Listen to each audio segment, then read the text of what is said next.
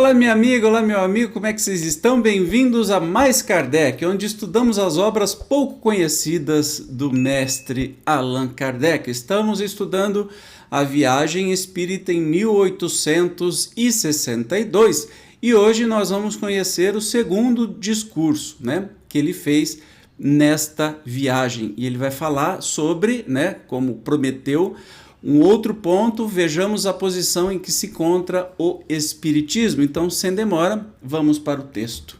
O Espiritismo apresenta um fenômeno desconhecido na história da filosofia: a rapidez de sua propagação.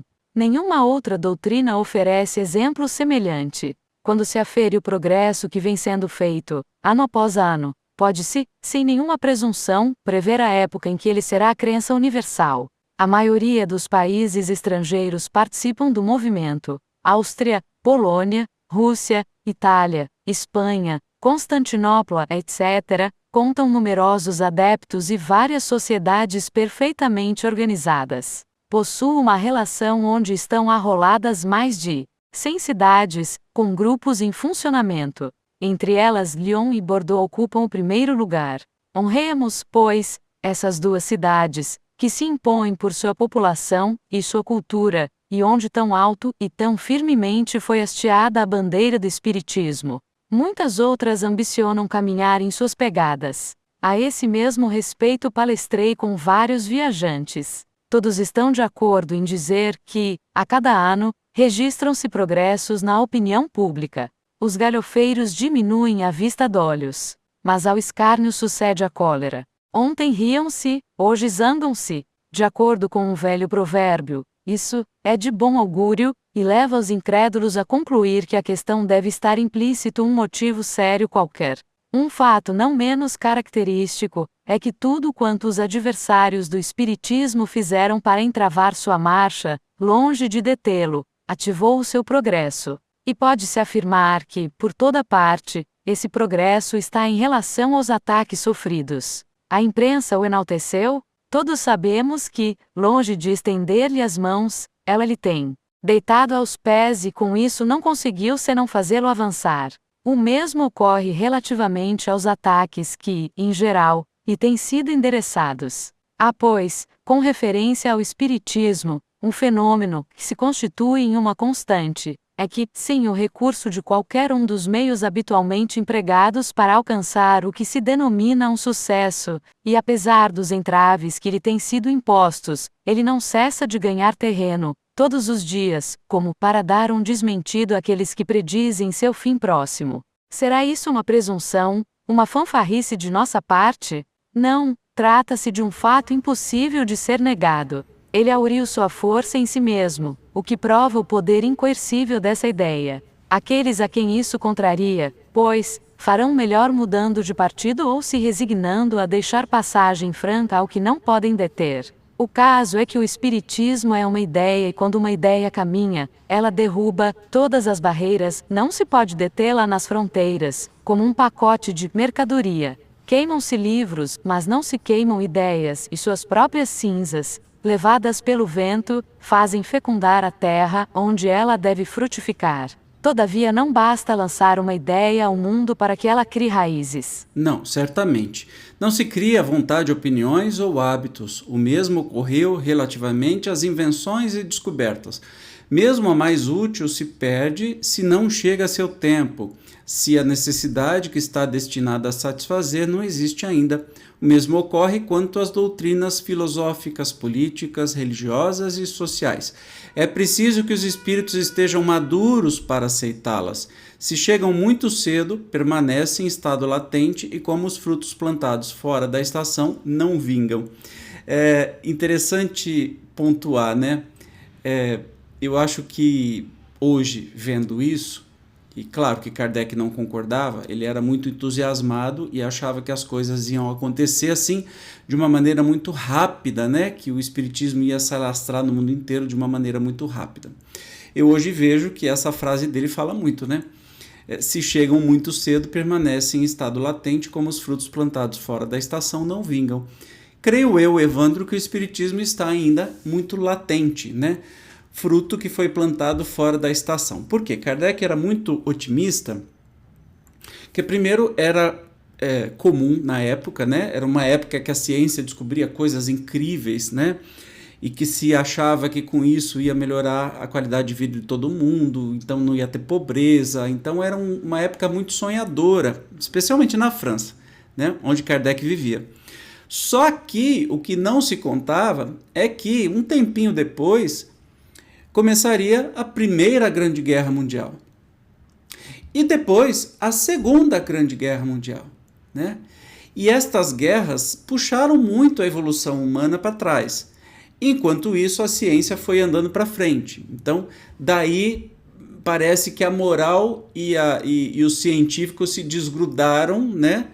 Porque a ciência evoluiu bastante, especialmente por causa das guerras, né? Por causa de coisas militares que não tem nada a ver com buscar o bem da humanidade, mas muitas descobertas foram feitas com o intuito de guerra e foram usadas hoje para outras coisas, para a saúde, enfim. E Kardec era muito entusiasmado. Então, o que a gente vai ver neste texto é o entusiasmo dele, mal sabendo o que ia acontecer para frente.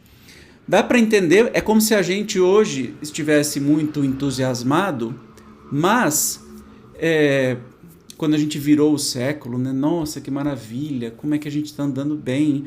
Olha, a Europa toda se unindo, nossa, que legal, né? O Mercosul, então as coisas estão se unindo. A gente está vendo que está tudo esfarelando de novo, porque a história não é uma evolução constante. Ela dá umas guinadas de evolução, de repente elas caem, elas retornam, né? O ser humano retorna pelo orgulho e pelo egoísmo, tão bem pontuado no Livro dos Espíritos, que são as duas chagas da humanidade, né? E a gente acaba de ver que o mundo está numa guerra doida. E se bobear, começa a guerra nuclear, inclusive, né? E aí você fala assim, mas como?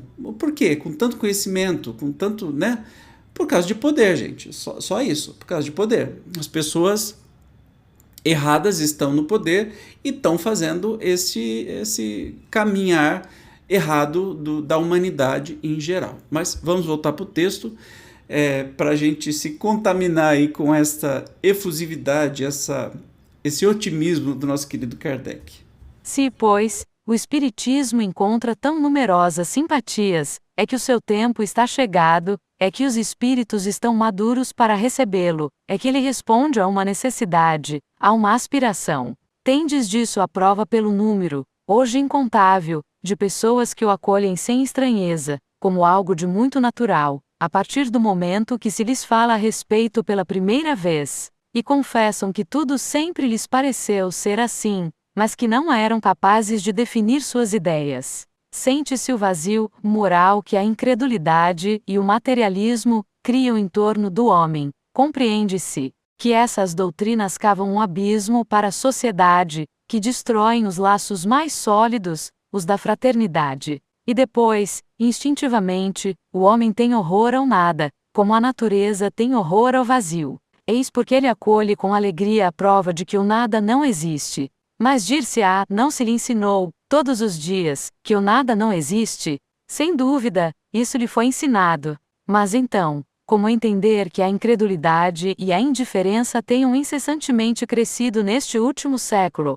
É que as provas oferecidas não satisfazem mais, hoje em dia, pois não respondem às necessidades de sua inteligência. O progresso científico e industrial tornou o homem positivo. Este quer se dar conta de tudo. Quer saber o porquê e o como de cada coisa. Compreender para crer se tornou uma necessidade imperiosa. Eis o motivo pelo qual a fé cega já não possui domínio sobre ele. E isso para uns é um mal, para outros um bem.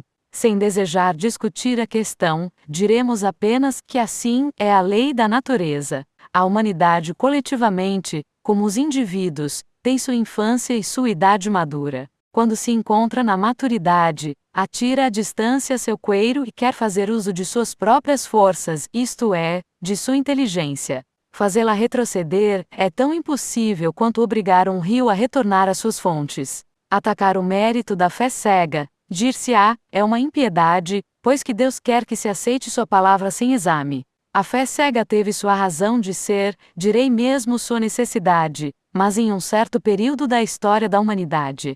Se hoje ela não basta mais para fortalecer a crença, é porque está na natureza da humanidade que assim deve ser. Ora, quem fez as leis da natureza? Deus ou Satã? Se foi Deus, não haverá impiedade em seguir-se suas leis. Se, na atualidade, compreender para crer se tornou uma necessidade para a inteligência, como beber e comer é uma necessidade para o estômago, é que Deus quer que o homem faça uso de sua inteligência. De outro modo não tê-la-ia dado. Há pessoas que não experimentam essa necessidade, que se contentam em crer sem exame. Não as recriminamos e longe está de nós o pensamento de perturbá-las em sua tranquilidade. O Espiritismo, evidentemente, não se destina a elas, se tem tudo de que necessitam, nada há a oferecer-lhes. Não se obriga a comer à força aqueles que declaram não ter fome. O Espiritismo está destinado àqueles para os quais o alimento intelectual que lhes é dado não basta. E o número destas pessoas é tão grande que o tempo não sobra para nos ocuparmos com as outras.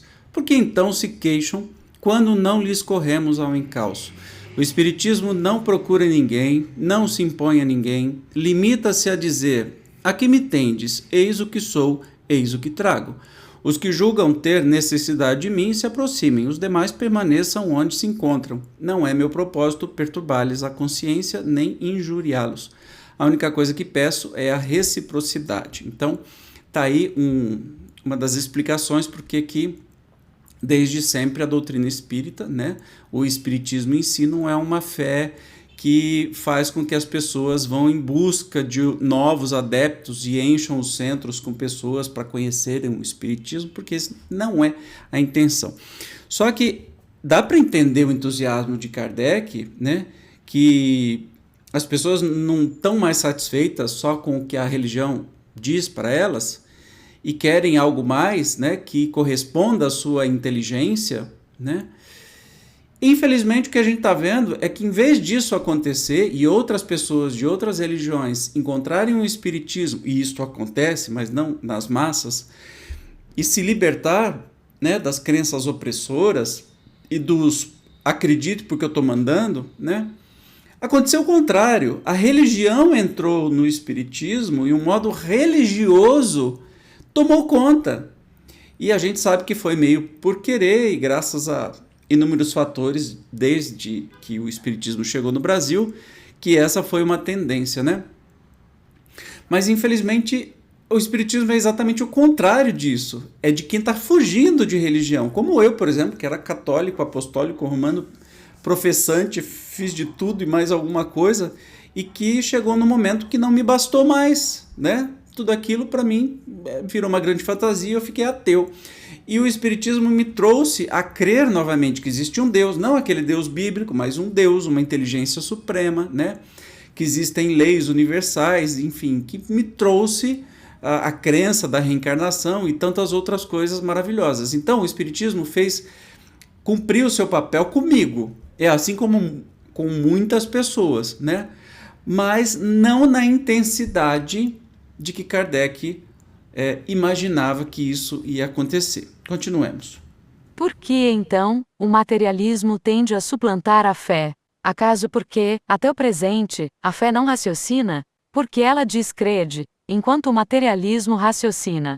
Estes são sofismas, convenho, porém, boas ou más, são razões que, ao ver de muitos, levam vantagem sobre aqueles que nada oferecem.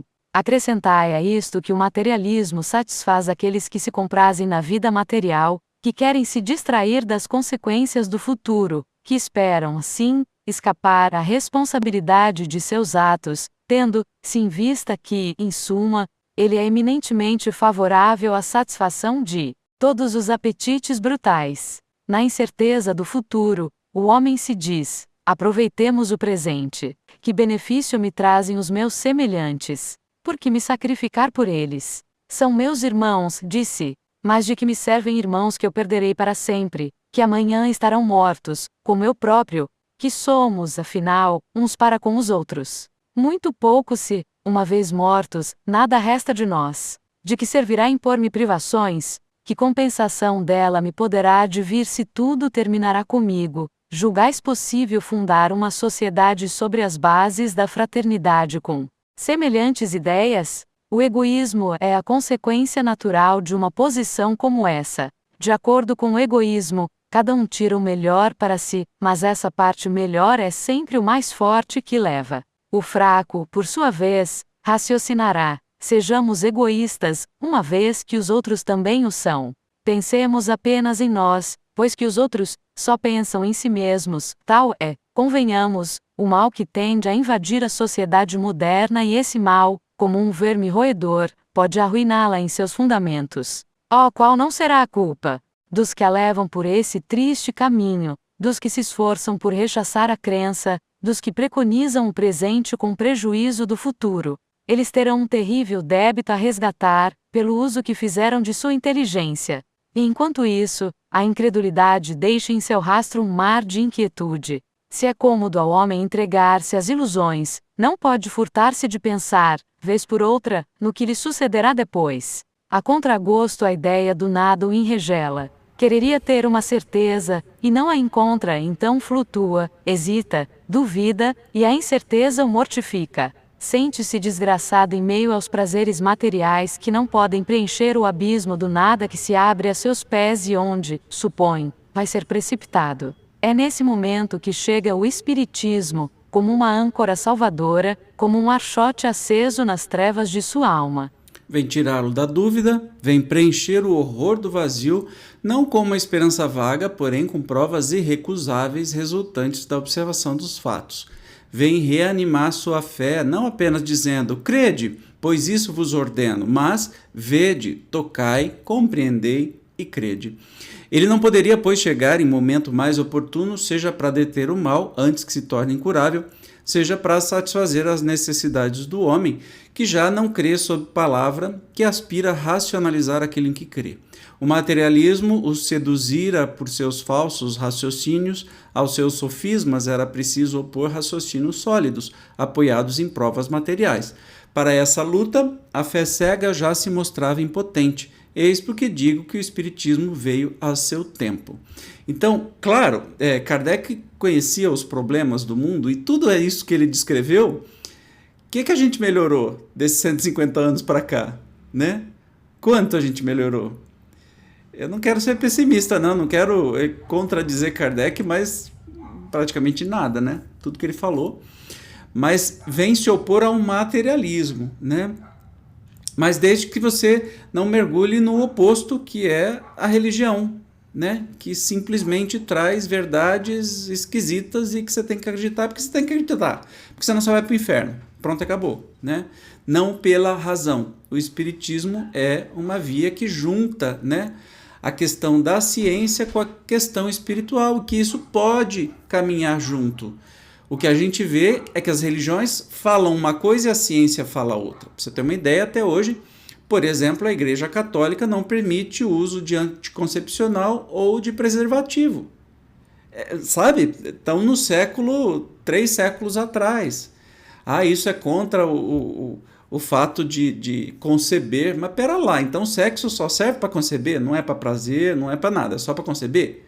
Né? Vamos evoluir. Então, o Espiritismo traz este raciocínio como filosofia e sempre atrelado ao que a ciência diz, né? E a ciência muda constantemente, e o Kardec diz assim: quando a ciência mudar, se o Espiritismo está falando uma coisa, deixa o Espiritismo e siga a ciência naquele item, obviamente, né? Que ele nunca teve, ele como um homem de ciência, nunca teve medo nem receio. Mas vamos continuar. O que falta ao homem é, pois, a fé no futuro, e a ideia que se lhe dá não satisfaz ao seu apetite pelo positivo. É por demais vaga, por demais abstrata. Os laços que o prendem ao presente não são bastante definidos. O Espiritismo, pelo contrário, nos apresenta a alma como um ser circunscrito, semelhante a nós, exceção feita ao envoltório material do qual se desprendeu, mas revestida de um outro envoltório, fluídico, o que é mais compreensível e leva a conceber melhor a individualidade. Mais do que isso, ele prova, pela experiência, as relações incessantes do mundo visível com o mundo invisível, que se tornam, assim, reciprocamente solidários. As relações da alma com o ambiente terreno não cessam com a vida. A alma em estado de espírito constitui uma das engrenagens, uma das forças vivas da natureza, já não é um ser inútil, que não pensa e não tem senão uma íntima ação durante a eternidade. É sempre, e por toda parte, um agente ativo da vontade de Deus para a execução de suas obras. Assim, conforme a doutrina espírita, tudo se concatena, tudo se encadeia no universo, e nesse grande movimento, admiravelmente harmonioso, as afeições sobrevivem. Longe de se extinguirem, elas se fortificam e se depuram. Ainda que não houvesse aqui senão um sistema, ele teria sobre os outros a vantagem de ser mais sedutor, embora sem oferecer certeza. Todavia é o próprio mundo invisível que se vem revelar a nós, provar que está, não em regiões do espaço inacessíveis mesmo ao pensamento, mas aqui, ao nosso lado, em torno de nós, e que vivemos em meio dele, como um povo de cegos em meio a um outro, capaz de ver. Isso pode perturbar certas ideias, convenhamos. Mas diante de um fato, queiramos ou não, temos de nos inclinar. Poder-se a negar tudo isso, poder-se a querer provar que não pode ser assim. Há provas palpáveis, seria o caso de opor provas mais palpáveis ainda. Todavia o que se oferece? Apenas a negação. O Espiritismo apoia-se sobre fatos. Os fatos, de acordo com o raciocínio e uma lógica rigorosos, dão ao Espiritismo o caráter de positivismo que convém à nossa época. O materialismo veio minar toda a crença, solapar os alicerces, substituir a moral pela razão de ser e jogar por terra os próprios fundamentos da sociedade, proclamando o reino do egoísmo. Então os homens sérios se perguntaram para onde um tal estado de coisas nos conduziria, e viram um abismo. Eis que o Espiritismo veio preenchê-lo, dizendo ao materialismo: não irás muito longe, pois aqui estão os fatos que provam a falsidade de teus raciocínios. Então Kardec está apresentando, né, qual a razão de existência do Espiritismo e onde ele veio se contrapor, né? Aqui ele veio, propósito ele veio. Vamos então para a última página desse discurso. O materialismo ameaçava fazer a sociedade mergulhar em trevas, afirmando aos homens: o presente é tudo, o futuro não existe. O Espiritismo corrige a distorção afirmando: o presente é bem pouco, mas o futuro é tudo. E isto ele o prova. Um adversário escreveu, de certa feita, em um jornal, que o Espiritismo é cheio de seduções. Ele não podia, involuntariamente, dirigir-lhe um elogio maior, ao mesmo tempo condenando-se de maneira mais peremptória. Dizer que uma coisa é sedutora é, na verdade, dizer que ela satisfaz. Ora, eis aqui o grande segredo da propagação do Espiritismo. Por que não lhe opõe algo de mais sedutor, para suplantá-lo? Se tal não se faz é porque não se tem nada de melhor a oferecer. Porque ele agrada? É muito fácil explicar. Ele agrada. Porque satisfaz a aspiração instintiva do homem em relação ao futuro. 2. Porque apresenta o futuro sob um aspecto que a razão pode admitir.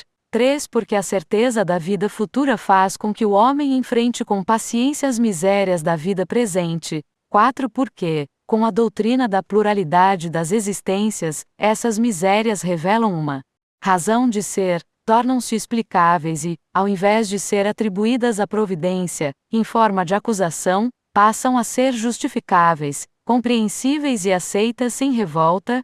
5. Porque é um motivo de felicidade saber que os seres que amamos não estão perdidos para sempre, que os encontraremos e que estão constantemente junto de nós. 6. Porque as orientações dadas pelos Espíritos são de molde a tornar os homens melhores em suas relações recíprocas estes e, além destes, outros motivos que só os espíritas podem compreender. Em contrapartida, que sedução oferece o materialismo? O nada. Nele todo o consolo que apresenta para as misérias da vida. Com tais elementos, o futuro do Espiritismo não pode ser duvidoso, e todavia, se devemos nos surpreender com alguma coisa, será com o fato de que tenha franqueado um caminho tão rápido através dos preconceitos. Como e por que meios alcançará a transformação da humanidade, é o que nos resta examinar. Muito bem, isso que nos resta examinar é que vai ser falado no terceiro discurso. E aí, foi bom para você? Comente aí o que você está achando. Eu estou adorando ver o Kardec homem, né? O Kardec autor, o Kardec passando os perrengues que a gente passa e dizendo qual é o caminho a ser trilhado, né? Isso é maravilhoso. Quiçá toda a casa espírita estudasse, né? Esta obra, por exemplo, ia ser show de bola, mas se estudasse o livro dos espíritos, o livro dos médiuns, já seria assim espetacular. Mas tenhamos fé que as coisas vão melhorar nesse sentido. Obrigado pela sua presença, eu te espero, claro, como sempre, no próximo episódio. Tchau!